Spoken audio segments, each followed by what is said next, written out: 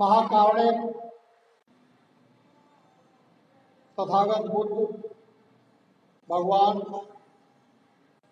बोधिसत्व बाबा साहब डॉक्टर अम्बेडकर जी के चरणों में सशक्त नमन करता हूँ और पूज्य भंते जी अमर ज्योति जिनके सानिध्य में वर्षावास में ये धम्म देशना का कार्यक्रम श्रीनगर बुद्ध विहार रोजाबाद रोड आगरा से लाइव प्रसारित किया जा रहा है। मैं उनको सशक्त नमन करता हूं और इस धम्म गोष्ठी में उपस्थित सभी उपासक उपासिकाओं तथा सोशल मीडिया के माध्यम से सुनने वाले और प्रसारित करने वाले सम्मानित सभी उपासक उपासिकाओं को मैं सशक्त नमन करता हूं। सम्मानित समस्त भारत के उपासक उपासिकाओं, आज हम भगवान बुद्ध का जो धम्म चक्र प्रवर्तन बहुत तेजी से सारनाथ की जो वर्तमान में उत्तर प्रदेश में है,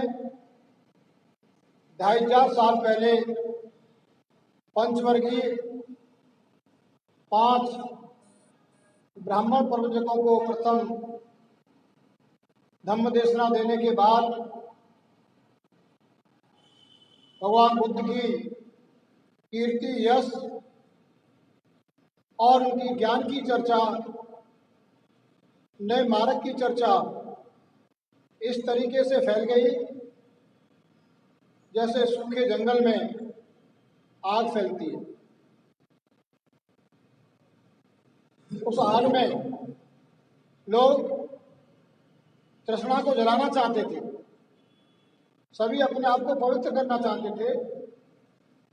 इसलिए उस समय के जाने माने जो भी धर्म क्षेत्र में तपस्याएं कर रहे थे अथवा ज्ञान साधना में लगे हुए थे, वे भी भगवान बुद्ध की चर्चा सुनकर के स्वतः चल करके भगवान बुद्ध की शरणागत हो रहे थे। अभी आपने कल सुना था कि तथागत बुद्ध ने पंचवर्गीय भिक्षुओं के बाद में यश, जो बनारस का बहुत ही श्रेष्ठ परिवार था, यश को शरणागत किया, उसके 4 मित्रों को किया, मित्रों के 50 और मित्र बंधुओं को किया। इसके बाद में जो कश्यप बंधु थे, उन तीनों बंधुओं को, जो नदी कश्यप, उरुबेला कश्यप और गया कश्यप, जिनमें बड़े भाई के 500 और दोनों भाइयों के जटाधारी 250 अनुयायी थे, वे समस्त भगवान बुद्ध के संग में शरणागत हो गए। यह भगवान बुद्ध की कीर्ति गाथा फैलती जा रही थी और जैसा कि हमने पूर्व प्रवचन में बताया कि भगवान बुद्ध जब नए मार्ग की खोज में थे, उस समय भारत में 62 मतांतर थे, 62 पंथ के लोग थे जो सत्य की खोज में थे और अपने अपने तरीके से अपने दार्शनिक मत के आधार पर संसार की उत्पत्ति और मनुष्य की मुक्ति का मार्ग बता रहे थे। लेकिन जब उनको पता लगा कि वो सदमार्ग पर न पहुंच करके भगवान बुद्ध पहुंच चुके हैं, तो उन्होंने बेहतर समझा कि हम भगवान बुद्ध के शरणागत हो जाएं तो हमारा भी जीवन सफल हो जाए। इसी प्रकार जब भगवान बुद्ध वाराणसी के कश्यप बंधुओं को दीक्षा देने के बाद में वे राजगृह पहुंच गए, जो राजा बिंबिसार की राजधानी थी। और तथागत बुद्ध भी पहली बार गृह त्याग करने के बाद में, महानिष्क्रमण के बाद में राजगृह ही पहुंचे थे, जो मगध राज्य की राजधानी थी और मगध का राजा बिंबिसार था। भगवान बुद्ध पुनः सारनाथ से राजगृह पहुंच गए और वहीं रुके हुए थे। उसी समय अपने 250 अनुयायियों के साथ संजय नाम का एक प्रसिद्ध परिव्राजक भी वहां रहता था, और उसके शिष्यों में 2 ब्राह्मण तरुण सारिपुत्र और मोदगंडायन भी थे। सारिपुत्र मोदगंडायन दोनों ही संजय की शिक्षाओं से संतुष्ट नहीं थे और वह किसी श्रेष्ठ धर्म की खोज में थे। एक दिन की बात है कि पंचवर्गीय भिक्षुओं में से एक आदरणीय भिक्षु अश्वजित पूर्वाह्न में अपना चीवर पहन तथा पात्र हाथ में लेकर भिक्षाटन करने के लिए राजगृह नगर में प्रविष्ट हुए। यह अश्वजित उन 5 परिव्राजकों में से एक था, जिन्होंने सबसे पहले भगवान बुद्ध से दीक्षा ग्रहण की। जब वो राजगृह में भिक्षाटन के लिए निकला तो अश्वजित का गौरवपूर्ण आचरण और चाल देखकर सारिपुत्र बहुत प्रभावित हुआ। आदरणीय अश्वजित को देखकर सारिपुत्र ने सोचा, निश्चय ये भिक्षु उन भिक्षुओं में से एक है जो संसार में श्रेष्ठ है। यह कैसा रहेगा यदि मैं इस भिक्षु के पास जाऊं और इससे पूछूं, मित्र तुम किसके नाम से प्रबुद्धित हुए हो? तुम्हारा गुरु कौन है? तुम किसका धर्म मानते हो? फिर सारिपुत्र ने सोचा, इस भिक्षु से ऐसे पूछना का समय नहीं है। ये भिक्षाटन के लिए एक बार घर के भीतर आंगन में प्रवेश कर चुका है। कैसा रहेगा यदि मैं पग पग बढ़ते हुए इस भिक्षु के पीछे पीछे हो लूं, ठीक उन लोगों की तरह जो सीखना चाहते हैं। राजगृह में भिक्षाटन कर चुकने पर आदरणीय अश्वजित भिक्षा ग्रहण कर वापस चले। तब सारिपुत्र उस स्थान पर पहुंचे जहां अश्वजित थे। सभी पहुंचकर कुशलक्षेम पूछा और उनकी वाणी से संतुष्ट होकर वह एक ओर खड़े हो गए। एक ओर खड़े हुए भ्रमणशील सारिपुत्र परिव्राजक ने आदरणीय अश्वजित से कहा, हे मित्र, आपका मुखमंडल शांत है, आपकी छवि निर्मल है, आभापूर्ण है। मित्र, आप किसके नाम से प्रबुद्धित हुए हो? आपका गुरु कौन है? आप किसके धर्म में आस्था रखते हो? अश्वजित ने उत्तर दिया, मित्र, शाक्य कुल में प्रभजित महान श्रवण बुद्ध हैं। मैं उनके नाम से प्रबुद्धित हुआ हूँ। वे ही मेरे गुरु हैं और मैं उन्हीं के धर्म को मानता हूँ।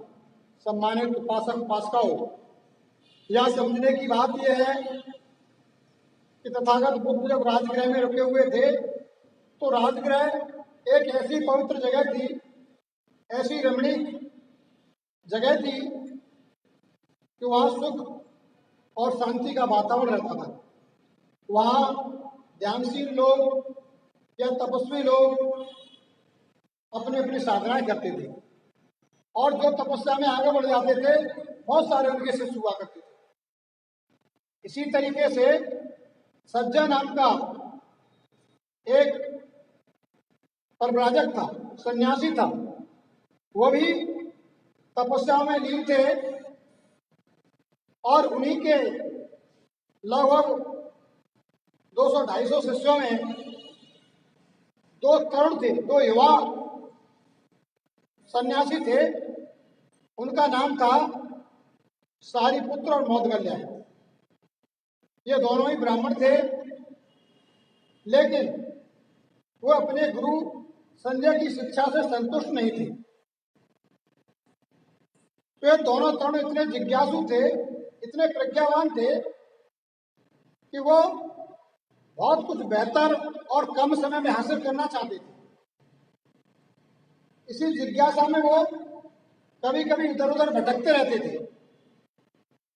इधर पांचों जो परिव्राजक पहली बार शिक्षा ग्रहण की थी तथागत के साथ राजगृह में रुके हुए थे, और वो नित्य भोजन के लिए भिक्षाटन करते थे। और उन 5 परिव्राजकों में जो अश्वजित नाम का एक भिक्षु हो गया था, वो भिक्षाटन के लिए जब राजगृह में निकला तो सारिपुत्र ने उसको देख लिया, और सारिपुत्र ने देख करके अचंभित रह गया कि ये भिक्षु कैसा है। इसके चेहरे पर तेज है,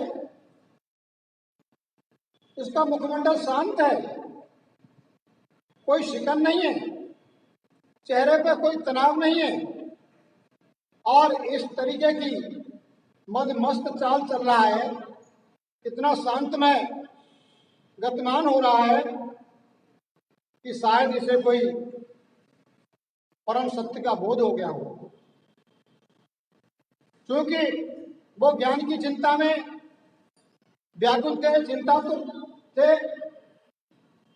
इसलिए मौदगल्या ने सोचा कि निश्चित रूप से इसे कोई ज्ञान लाभ हुआ है, अथवा इसका गुरु कोई श्रेष्ठ होगा जिसने ऐसा कोई ज्ञान मंत्र दिया है कि इसकी सारी जिज्ञासाएं शांत हो गई, इसलिए इसका चेहरा शांत है। और हम अभी अपने गुरु की शरण में चिंतित हैं। अभी कोई ठोस मार्ग दिखाई नहीं देता, कोई सार्थक मार्ग दिखाई नहीं देता, इसलिए वो चिंतित थे। आप जानते हो धम्मबंधु हो, जब कोई बच्चा गृह त्याग करके अपने लक्ष्य के लिए शिक्षा ग्रहण करने के लिए घर से बाहर रहता है तो वो अपने लक्ष्य की तरफ चिंतित रहता है। और जब उसे अच्छा कोई टीचर नहीं मिलता, अच्छा कोई प्रशिक्षक नहीं मिलता, तो वो चिंतित रहता है और अपने समकालीन विद्यार्थियों से पूछता है, आप किस कोचिंग में ग्रहण कर रहे हो शिक्षा, आपको कौन पढ़ाने वाले हैं, आप तो ऐसे शांत दिखाई दे रहे हो कि आप अपने लक्ष्य में पूर्ण हो चले हो, हमें लगता है कि आपका गुरु कोई अच्छा है। इस तरीके से विद्यार्थी जो अपने लक्ष्य के लिए निकलते हैं वो आपस में डिस्कशन करते हैं। ठीक यही स्थिति धर्म के मामले में खोज कर रहे, तपस्या कर रहे उन सन्यासियों की थी। मौदगल्या ने जब अश्वजित से पूछा कि बंधु आप बताएं, आप किस धर्म में आस्था रखते हैं, आपके गुरु कौन है। जब सम्मान पूर्वक उसने पूछा तो बड़े मित्र भाव से, करुणामय स्वभाव से अश्वजित ने कहा, प्रिय बंधु, शाक्य कुल में पैदा हुए सिद्धार्थ गौतम, जिन्होंने बुद्धत्व प्राप्त कर लिया है, अब वो बुद्ध हैं, सम्यक संबुद्ध हैं, मैं उन्हीं का शिष्य हूं। मैंने उनसे ही शिक्षा ग्रहण की है और अब मैं उनके संघ का भिक्षु हूं। यह सुनकर के सारिपुत्र और मौदगल्या दोनों शिष्य जो थे संजय के, उन्हें भी एक चिंता थी कि हमें भी कोई पूर्ण गुरु मिल जाए और हमें सब मार्ग बता दे तो हमारा भी कल्याण हो जाए। जब भगवान बुद्ध की वाणी के बारे में, सिद्धांत के बारे में मोदगल्याण ने असुजी से पूछा कि आपके गुरु का क्या सदमार्ग है, क्या आप हमें कुछ बताएंगे, समझाएंगे? तो उन्होंने कहा, मित्र मैं अभी एक नया नया ही शिष्य हूँ, मुझे प्रवचित हुए थोड़ा ही समय हुआ है। मैं कुछ ही समय पूर्व इस धम्म विनय को ग्रहण किया है। मैं आपको इस धम्म को विस्तार से तो नहीं समझा पाऊंगा, लेकिन मैं आपको संक्षेप में ही बताऊंगा इसका अर्थ क्या है। तब प्रव्रजक सारिपुत्र ने असुजी से कहा, मित्र जैसा भी हो, कम या अधिक जितना आप चाहें मुझे बताएं, लेकिन मुझे उसका सार अवश्य बताएं। मैं सार ही जानना चाहता हूँ, बहुत से शब्दों को लेकर क्या करूँगा। तब आदरणीय असुजित ने सारिपुत्र को तथागत की शिक्षा का सार बताया, जिससे सारिपुत्र पूर्ण संतुष्ट हो गए। यद्यपि सारिपुत्र और मोदगल्याण भाई नहीं थे, तो भी दोनों दो भाइयों के समान ही रहते थे, क्योंकि दोनों ही शिष्य थे, अलग अलग जगह से थे, लेकिन उनके विचार आपस में मिलते थे, इसलिए उनमें घनिष्ठता रहती थी। उन्होंने परस्पर एक दूसरे को वचन दे रखा था कि जिससे सत्य की खोज पहले प्राप्त हो जाए, वो दूसरे को इसकी सूचना देगा। यही दोनों के बीच वचनबद्धता थी। तदनुसार सारिपुत्र वहां पहुंचे जहां मोदगल्याण विराजमान थे। उन्हें देखकर मोदगल्याण ने सारिपुत्र से कहा, मित्र आपका मुखमंडल शांत है, आपकी छवि निर्मल एवं आभापूर्ण है, तो क्या आपने सत्य को पा लिया है? यानी सारिपुत्र को असुजित ने जो बताया वो इतना सार्थक था, इतना सत्य के सटीक था कि सारिपुत्र की जो ज्ञान पिपासा थी इतनी तेज थी, इतनी तीव्र थी कि वो उसके हृदय में समाहित हो गई, उसके चित्त में ठीक ठीक बैठ गई और उसकी सारी चिंता का निराकरण हो गया। उसके चित्त में एकदम शांति स्थापित हो गई और उस शांत चित्त को लेकर के जब मोदगल्याण के पास पहुंचा तो मोदगल्याण उसके चेहरे की आभा देख करके, उसके चिंता मुक्त चेहरे को देख करके प्रश्न करने लगा, क्या मित्र तुम्हें सत्य का भान हो गया है? क्या तुम्हें सत्य का पता लग गया है? आज शायद मुझसे छिपा तो नहीं रहे, क्योंकि दोनों मित्रों के बीच में यह संधि थी, ये वचनबद्धता थी कि जिसको भी ज्ञान बोध, ज्ञान लाभ पहले हो जाएगा वो एक दूसरे को बता देगा। लेकिन मोदगल्याण तो अभी चिंतित था, व्याकुल था, उसके चेहरे पर कांति नहीं थी, व्याकुलता थी। लेकिन सारिपुत्र असुजित से मिलने के जाने के बाद जब वह पहुंचा तो उसकी बहुत मदमस्त चाल थी, एक चाल में सौम्य था, उसकी चेहरे पर एक कांति आ गई, चेहरा शांत और कीर्तमान दिखाई दे रहा था। तो निश्चित रूप से मोदगल्याण की इच्छा बढ़ी और पूछा, मित्र इसका राज क्या है? हे मित्र, मैंने तो सत्य को जान लिया है। और मित्र अपने सत्य को कैसे पा लिया? तो सारिपुत्र ने वो सारी घटना क्या सुनाई जो उसके असुजित के बीच घटी।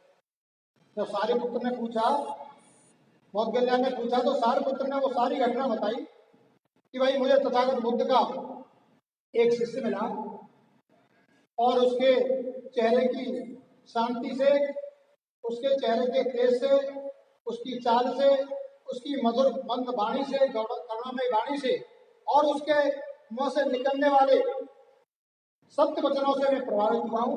मेरे चित्त की सारी शंकाएं खत्म हो गई, इसलिए मेरे चेहरे पर शांति का उभार है। जब ये बात सारिपुत्र ने मौदगल्याण को बताई तब मौदगल्याण ने सारिपुत्र से कहा, तो मित्र हम चलें और भगवान तथागत के पास जाएं ताकि हमारे भी वो शास्ता हो।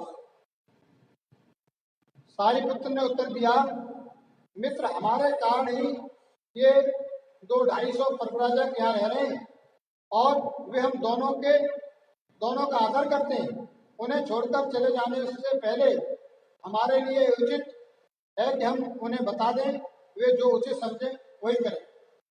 यानी उन दोनों मित्र बंधुओं ने, दोनों सन्यासियों ने, दोनों जटाधारियों ने, मौदगल्याण और सारिपुत्र ने आपस में बात करते हुए कहा, हे मित्र ये सही है, हम लोग तथागत बुद्ध की शरणागत हो जाएंगे, लेकिन हमारे जो गुरु हैं संजय, उनके साथ में जो 250 शिष्य हैं, वो शिष्य तो हमारा ही अनुसरण करते हैं, हम में आस्था रखते हैं, हमारे पे समर्पित रहते हैं। अगर हम बिना बताए चले गए तो उनको बहुत दुख हो। तो लोग कल्याणकारी और सत्य प्रतीत होता है, इसलिए हम उनके शरणागत होना चाहते, ये बात बता देनी चाहिए। तो सारिपुत्र और मौदगल्याण उस स्थान पर गए जहां वे सब थे। उनके पास पहुंचकर उन्होंने कहा, मित्रों हम महाश्रवण की शरण ग्रहण करने जा रहे हैं। वे महाश्रवण ही हमारे शास्त्र हैं। तथागत बुद्ध के बारे में उन्होंने कहा कि मित्र बंधुओं, हम जो है तथागत बुद्ध की शरणागत होने जा रहे हैं। उन्होंने उत्तर दिया, आपके ही कारण हम यहाँ रह रहे हैं। वो 250 शिष्य कहने लगे उन दोनों मित्र बंधुओं से, मौदगल्याण से और सारिपुत्र से, हम आपके ही कारण यहाँ रह रहे हैं। आप ही हैं जिनका हम आदर करते हैं। यदि आप महाश्रवण के आश्रम में पवित्र जीवन व्यतीत करेंगे तो हम सब भी वैसा ही करेंगे। हम भी नहीं रहना चाहते। जब आपने ही उस 7 तत्व को समझ लिया है तो निश्चित रूप से वो महत्वपूर्ण होगा, वो सत्य का मारा होगा। इसलिए हम भी आपके अनुगामी होंगे, हम भी आपके साथ ही चलेंगे। तब तो सारिपुत्र और मौदगल्याण मिलकर संजय के पास गए। उन्होंने सोचा, भाई गुरु को ही बता दो, ऐसा न हो हम सभी शिष्यों को लेकर चल दें और गुरु संजय रह जाए और वो सोचे कि शिष्यों ने तो विश्वासघात कर दिया, वो तो गए, मेरे धर्मल को भी ले गए। क्योंकि ऐसी समझ लो अभियान ऐसे चल रहा था तथागत बुद्ध का, जैसे वर्तमान समय में राजनीतिक पार्टियों का विलय होता है, सब टूट कर जा रहे हैं, तथागत बुद्ध का जन्म पड़ रहा। और उस समय के जो तपस्वी थे वे पूरे अपने शिष्यों के साथ में, जनबल के साथ में बढ़ते जा रहे थे। बहुत से शिष्यों के, गुरुओं के शिष्य जा रहे थे। बड़ी व्याकुलता और बेचैनी पूरे भारत में फैल चुकी कि तथागत बुद्ध ने ऐसा मार्ग खोजा है कि जो संसार में अभी तक किसी ने नहीं खोजा।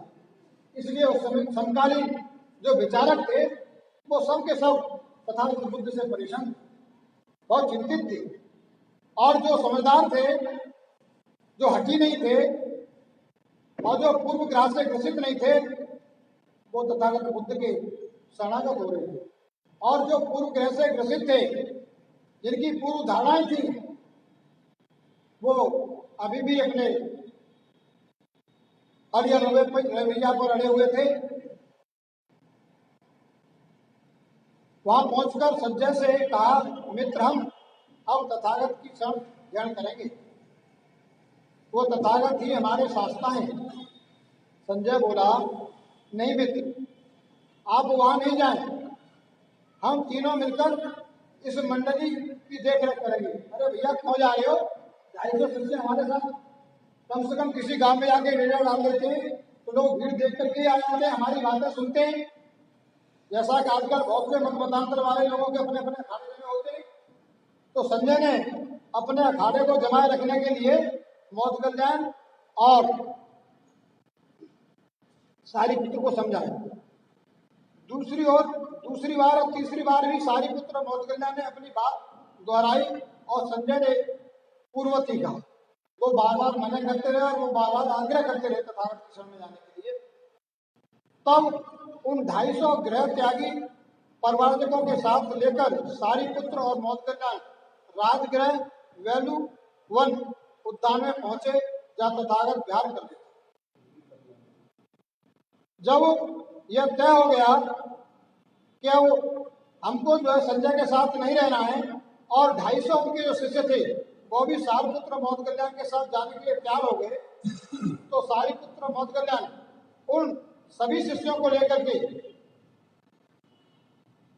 250 शिष्यों को लेकर के जो गृह त्यागी थे, सारिपुत्र और मौत कल्याण राजगृह के वैलू वन उद्यान में पहुंचे, जहां तथागत विहार कर रहे थे। यह राजगृह में एक वैलुवन नाम का स्थान था, उद्यान था, जहां तथागत बुद्ध विहार कर रहे थे, रुके हुए थे। और वो वहीं पहुंच गए। तथागत ने सारिपुत्र और मौत कल्याण को दूर से आते देखा। अब चूंकि तथागत बुद्ध संसार की सभी जो दिव्य शक्तियां होती हैं वो उनको प्राप्त हो चुकी थी। वो इतने ज्ञाता थे, इतनी उनकी दिव्य दृष्टि तेज थी कि कहते हैं ना लोग कि उड़ती चिड़िया के हालातों से लोग पता लगा लेते हैं। इसी तरीके से भगवान बुद्ध आते हुए लोगों को देख करके दूर से ही उनके हाव भाव, उनकी चालकाल, उनके चेहरे को देख करके बता देते थे कि इसके चित्त की अवस्था है, इसकी मन की अवस्था है। इसी तरीके से तथागत ने सारिपुत्र मौत कल्याण को दूर से आते देखा। उन्हें देखकर तथागत ने उन दोनों की ओर से इशारा करते हुए भिक्षुओं को संबोधित किया, जो उनके पास पहले से थे बहुत सारे भिक्षु। भिक्षुओं, ये जो दो मित्र चले आ रहे हैं, ये दोनों मेरे अग्र श्रावक युगल होंगे, श्रेष्ठ युगल होंगे, यानी ये दोनों युगल जोड़ी होगी सारिपुत्र का मौत कल्याण की, और मेरे सर्वश्रेष्ठ होंगे। उनके जो चाल ढाल से, उनके तेज से, उनकी उत्सुकता से ऐसा लग रहा है कि निश्चित रूप से ये दोनों युगल शिष्य मेरे बहुत ही कामयाब और अग्रणी शिष्य होंगे। जब वे वैलुवन पहुंचे तो वे वहां गए जहां तथागत विराजमान। वहां पहुंचकर उन्होंने तथागत के चरणों में सिर झुकाकर प्रणाम किया और तथागत से याचना की, भगवान हमें आपसे प्रविद्या मिले, उपसंपदा मिले, हमें आप आशीर्वाद दें, अपने शरणागत करें, हमें प्रवज्जित करें अपने धम्म में। तब भगवान ने प्रविद्या को इंगित करते हुए धम्म दीक्षा के सामान्य शब्द कहे। भगवान बुद्ध कोई संस्कार विधि नहीं अपनाते थे कि आपको संघ में शामिल होना है, आपको बौद्ध बनना है, तो ये नहीं ऐसा कि नारियल लाओ, गोला लाओ और अल्लाह मैं हवन करूंगा और आप जो शरणागत हो जाए, बस इतना कहते थे, आप भिक्षु शरणागत हो। इसलिए भगवान बुद्ध के धर्म को धारण करने के लिए, अपने को बौद्ध करने के लिए आज भी उपासकों को कोई संस्कार की आवश्यकता नहीं। जितना सरल तथागत बुद्ध ने मानक बनाया, अगर आपके अंदर इच्छा है और आप स्वेच्छा से चाहते हैं तो किसी भी भिक्षु की शरणागत होकर के आप पंचशील और त्रिशरण ग्रहण करने से ही आप बौद्ध उपासक हो जाते। बस इतना ही कहना पर्याप्त है। आप अपने दिल से, मन से कहें कि मैं आपसे बौद्ध हूं, तो आप बौद्ध हो गए त्रिशरण और पंचशील ग्रहण करने पर। यही सर्व महाराज तथागत बुद्ध का बाबा साहब डॉक्टर अम्बेडकर ने भारतीय संविधान में धार्मिक स्वतंत्रता में आर्टिकल 19 में आपको दिया है, और उसमें भारतीय संविधान में जो अधिकार आपको दिए इसके लिए आपको अनुष्ठान नहीं करना पड़ता। कि साहब मुझे समानता का अधिकार जब मिले, मुझे शिक्षा का अधिकार तब मिले, मुझे अभिव्यक्ति का अधिकार जब मिले, जब कोई हवन शांति नहीं करना पड़ता है, तो आप मानते हो सकते हैं कि आपका अधिकार। इसलिए भारतीय संविधान में आपको स्वतंत्रता का अधिकार दिया है। और कौन सी स्वतंत्रता दी है आपको? विचार की, अभिव्यक्ति की, उपासना की, धर्म की आपको स्वतंत्रता है। आप जैसा चाहें वैसा सोचें और लोग कल्याणकारी बोले। अभिव्यक्ति में इतना जरूर प्रतिबंध है जो भगवान बुद्ध का था। आप कोई ऐसा वचन नहीं बोलेंगे जो किसी को आघात पहुंचाए। आपको बोलने की अभिव्यक्ति है, लेकिन दूसरे के मान सम्मान पर चोट नहीं पहुंचे। इसके लिए परमिशन लेने की जरूरत नहीं है डीएम साहब से, आप बोल सकते हैं। आप कैसे किस धर्म में निष्ठा रखते हैं आप रख सकते हैं, ये आपकी व्यक्तिगत स्वतंत्रता का मामला है, आपके अंतःकरण का मामला है। आप किस धर्म में विश्वास रखते हैं, किस धर्म का अनुसरण करना चाहते हैं, ये आपका अंतःकरण की स्वतंत्रता है। इसलिए इसके लिए किसी एसडीएम और डीएम के पास सर्टिफिकेट लेने की जाने की जरूरत नहीं है। ऐसा हमें बौद्ध का सर्टिफिकेट दे दो। जितने लोग भोले बाबा के अनुयायी हुए, गंगा निरंकारी के हुए, राधा स्वामी के हुए, क्या सर्टिफिकेट है किसी घर में? कैसे आप कह देते हो हम राधा स्वामी मत के मानने वाले हैं, हम गंगा निरंकारी के हैं, हम भोले बाबा के उपासक हैं? तो आपको यही तो कहना है हम तथागत बुद्ध के अनुयायी, हम बौद्ध उपासक हैं। इससे ज्यादा कुछ कहने की जरूरत नहीं है। इसलिए आप बड़े गर्व के साथ, सम्मान के साथ, भारतीय संविधान ने आपको जो है संरक्षण दिया है, आपकी भावनाओं की कदर की है। इसलिए आप अपने संकोच को छोड़ें और जैसा भगवान बुद्ध ने कहा भिक्षुओं आओ, और इस प्रकार 250 जटाधारियों सहित सारिपुत्र और मोदगल्याण को भगवान बुद्ध ने शिष्य। इस प्रकार से भगवान बुद्ध के धम्म में 250, 500 बड़ी बड़ी संख्या में, हजारों की संख्या में उनके भिक्षुओं की संख्या बढ़ती आ रही है। और वो भिक्षु थे जो गृह त्याग करके कुछ जन कल्याण करना चाहते थे, कुछ सत्य मार्ग करना चाहते थे और अपने संसार से मुक्ति चाहते थे। लेकिन भगवान बुद्ध ने उन सभी भिक्षुओं को यह बताया कि मनुष्य का एकमात्र उद्देश्य जीवन का यह नहीं है कि वो संसार से पलायन करे, अपनी मुक्ति चाहे। वो परिनिर्वाण को यही प्राप्त कर सकता है, वो राग द्वेष से जीते जी मुक्त हो सकता है, लेकिन उसे लोक हित में कार्य करना चाहिए, जन कल्याणकारी कार्य भी करने चाहिए। इसलिए भगवान बुद्ध ने सभी भिक्षुओं को व्यस्त जीवन से त्यागी रहने के लिए कहा। कोई संपत्ति अर्जित करने के लिए नहीं कहा, कोई एक जगह घर मकान बना करके रहने के लिए नहीं कहा। उन्होंने कहा आप चारका करेंगे, जगह जगह उपासकों के बीच में जाएंगे, जहाँ जो स्वेच्छा से भोजन मिले उसे ग्रहण करेंगे और उन्हें धम्म देशना देंगे, उन्हें मेरा सन्मार्ग बताएंगे, ताकि वो जो है मुक्ति मिल सके, वो चिंता मुक्त हो सके, उनके दुखों का अंत हो सके, इसी जीवन में वो सुखमय जीवन जी सके। मेरे धर्म का सार लोगों के कष्टों की मुक्ति। इतना कल्याणकारी धर्म विश्व में दूसरा नहीं। इसलिए धम्मबंधुओं, भगवान बुद्ध का धम्म चक्र प्रवर्तन बहुत तेजी से भारत में फैला और पूरे एशिया महाद्वीप में फैल गया। आज पुनः बाबा साहब डॉक्टर अम्बेडकर के द्वारा भगवान बुद्ध के दर्शन पर आधारित भारतीय संविधान में आपको वे सभी अधिकार दिए हैं जो तथागत बुद्ध ने 2500 साल पहले दिए थे। भगवान बुद्ध ने 2500 साल पहले आपको पहला अधिकार क्या दिया? समता का अधिकार दिया